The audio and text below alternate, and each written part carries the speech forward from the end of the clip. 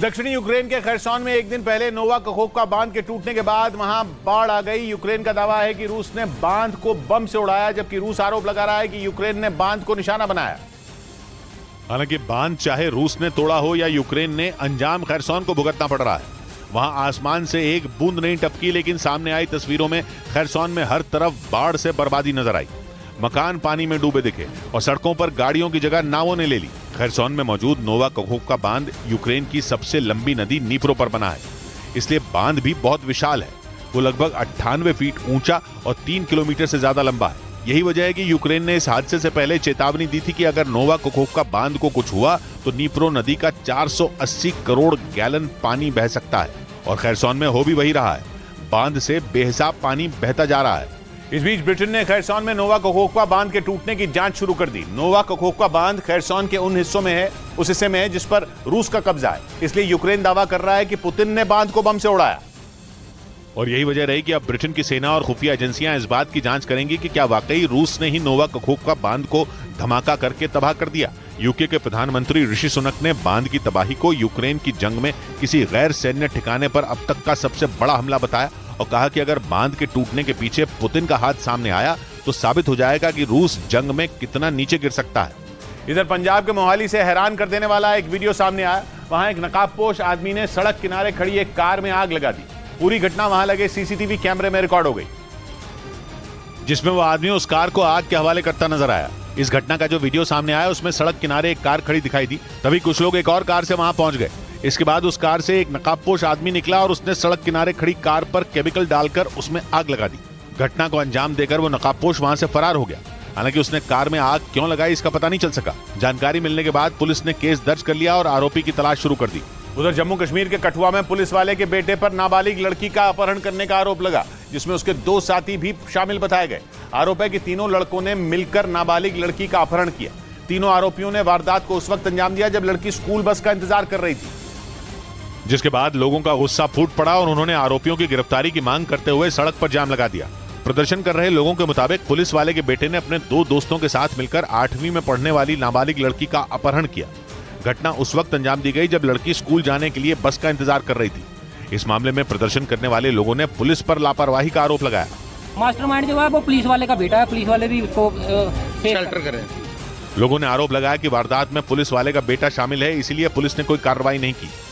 इस बीच जम्मू कश्मीर में सक्रिय 2 आतंकी संगठनों से जुड़ी कुछ चिट्ठियां सामने आई, जिनके जरिए यह दावा किया गया कि उनमें आपस में ही लड़ाई हो गई, जिससे आतंकी संगठनों के बीच हो रहे झगड़े का पर्दाफाश हो गया। असल में कुछ दिनों पहले अनंतनाग जिले में दीपू कुमार नाम के एक आदमी की हत्या कर दी गई थी, जिसकी जिम्मेदारी KFF यानी कश्मीर फ्रीडम फाइटर्स नाम के आतंकी संगठन ने ली थी, जो खूंखार आतंकी संगठन TRF यानी द रेजिस्टेंस फ्रंट से जुड़ा आतंकी संगठन बताया जाता है। लेकिन अब PAFF यानी पीपल्स एंटी फासिस्ट फ्रंट नाम के आतंकी संगठन ने दीपू कुमार की हत्या के लिए KFF की निंदा कर दी, जिससे साफ हो गया कि कश्मीर में आतंक मचाने की कोशिश करने वाले आतंकी आपस में ही लड़ रहे हैं। वहीं शेयर बाजार में तेजी का दिन बना रहा। दिन भर सेंसेक्स और निफ्टी हरे निशान में कारोबार करते रहे, जिसके दम पर शेयर बाजार अपने 6 महीने के सबसे ऊंचे स्तर पर पहुंच गया। और बॉम्बे स्टॉक एक्सचेंज का सेंसेक्स 350 अंक चढ़कर 63,142 पर बंद हुआ, जबकि निफ्टी 127 अंकों की बढ़त के साथ 18,726 पर बंद हुआ। सेंसेक्स और निफ्टी दोनों का ये स्तर पिछले 6 महीनों में सबसे ऊंचा रहा। Telecom, metal, realty, utility, power और ऑयल एंड गैस में सबसे ज्यादा तेजी दर्ज की गई। इधर बीजेपी के राज्यसभा सांसद किरोड़ी लाल मीणा ने राजस्थान के मुख्यमंत्री अशोक गहलोत पर 5,000 करोड़ के घोटाले का आरोप लगाया। उन्होंने इससे जुड़े दस्तावेज ईडी को सौंपे। इस मामले में अगले हफ्ते बीजेपी प्रदर्शन भी कर सकती है। और इससे पहले बीजेपी के राज्यसभा सांसद किरोड़ी लाल मीणा ने यह मामला लेकर ईडी के पास पहुंच गए और राजस्थान के मुख्यमंत्री अशोक गहलोत पर IT डिपार्टमेंट में 5,000 करोड़ के घोटाले का आरोप लगाया।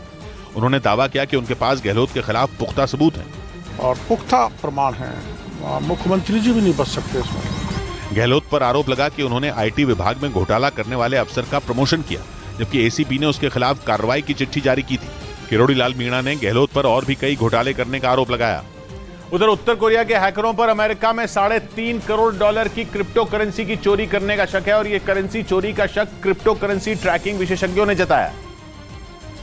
जिसके मुताबिक उत्तर कोरिया के हैकरों ने अमेरिका में $3.5 करोड़ की क्रिप्टो करेंसी की चोरी की। इस खबर के सामने आने के बाद अमेरिका के अधिकारियों में हड़कंप मच गया, क्योंकि अमेरिका पहले भी कई बार यह आरोप लगा चुका है कि उत्तर कोरिया उसकी क्रिप्टो करेंसी चोरी करता है, जिसके इस्तेमाल से वो उस पर साइबर अटैक करने की प्लानिंग कर रहा है। क्योंकि क्रिप्टो करेंसी एक डिजिटल पेमेंट सिस्टम है जिसमें ट्रांजैक्शन बैंक वेरीफाई नहीं करता, जिससे इसके जरिए किसी को भी कभी भी पेमेंट की जा सकती है। इधर बिहार के मुजफ्फरपुर में एक जमीन व्यापारी की गोलियों से भूनकर हत्या कर दी गई। आरोप है कि जमीन विवाद में कुछ बदमाशों ने पवन नाम के व्यापारी पर ताबड़तोड़ गोलियां चलाई और उन्हें मौत के घाट उतार दिया, जिसके बाद वहां अफरा तफरी मच गई।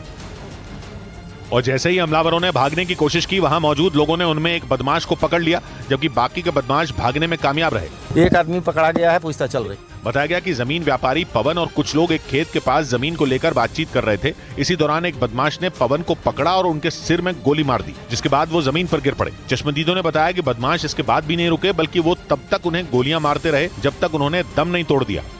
उधर पुतिन की प्राइवेट आर्मी कहे जाने वाले वैगनर ग्रुप पर फ्रांस ने अफ्रीका में क्राइम सिंडिकेट चलाने का आरोप लगा दिया। पश्चिमी मीडिया के मुताबिक फ्रांस की फौज ने एक तस्वीर जारी करते हुए दावा किया कि वैगनर ग्रुप के लड़ाके अफ्रीकी देश माली में शवों को दफनाते नजर आए।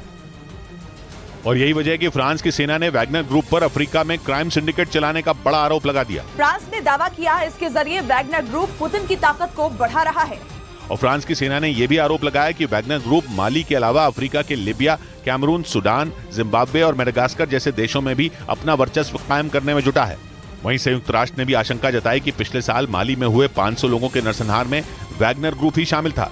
इस बीच उत्तर प्रदेश के रायबरेली में गो तस्करों के साथ पुलिस की मुठभेड़ हो गई। इस दौरान 3 आरोपी पैर में गोली लगने से घायल हो गए और वो तीनों घायल होकर वहीं गिर गए, जबकि एक आरोपी ने भागने की कोशिश की, लेकिन पुलिस ने उसे भी धर दबोचा, जिसके बाद तीनों घायल आरोपियों को इलाज के लिए अस्पताल में भर्ती करवाया गया।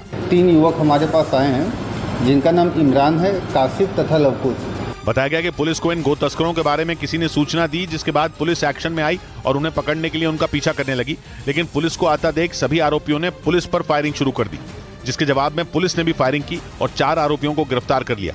मुठभेड़ के दौरान पुलिस ने आरोपियों के पास से अवैध हथियार और कारतूस भी बरामद किए। उधर कच्चे तेल की कीमतों पर अमेरिका ने एक बार फिर सऊदी अरब से मदद मांगी। अमेरिका के विदेश मंत्री एंटनी ब्लिंकन ने सऊदी अरब के क्राउन प्रिंस मोहम्मद बिन सलमान से मुलाकात की।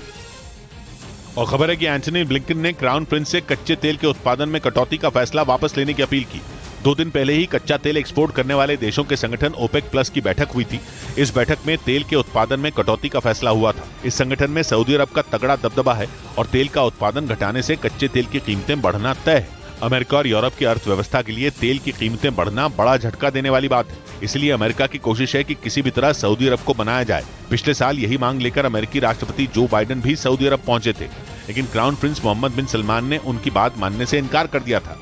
उधर पाकिस्तान के पूर्व विदेश मंत्री और इमरान खान के पक्के दोस्त शाह महमूद कुरैशी जेल से रिहा हो गए। पाकिस्तान की मीडिया का दावा है कि उन्होंने इमरान का साथ न छोड़ने का ऐलान किया और वो जल्द इमरान खान से मुलाकात करेगी।